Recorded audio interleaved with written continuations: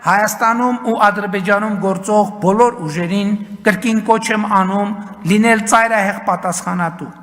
չանել հայտարարություններ, որոնք ուղղակի կամ անուղղակի հակասում են այս տրամաբանությանը, կասկածի տակ չդնել այս տրամաբանությունը եւ հայտարարում եմ պաշտոնապես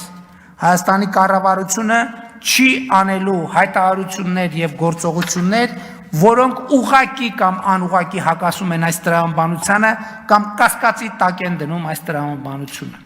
եւ կոչ եմ անում Ադրբեջանի կառավարությանը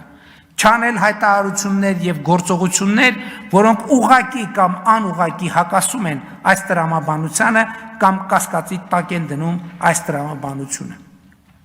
Հայաստանը եւ Ադրբեջանը միմյանց միջև խաղաղության եւ միջպետական հարաբերությունների հաստատման մասին համաձայնագրի նախագիծը համաձայնացրել են նախագծի համաձայնեցման շուրջ բանակցությունները ավարտել եւ ինչպես ցույց տվեցի ապրիլի 15-ի իմ զեկույցում համաձայնագրի ստորագրման համար որևէ խոչընդոտ չկա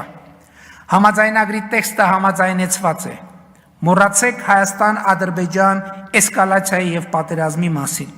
Հարավային Կովկասի պատմության նորեջը պիտի բացենք միասին եւ մենք պատրաստ ենք միաժամանակ ստորագրել խաղաղության համաձայնագիրը եւ Մինսկի խմբի կառույցները լուծարելու մասին Հայաստան-Ադրբեջան համատեղ դիմումը ԵԱՀԿ-ին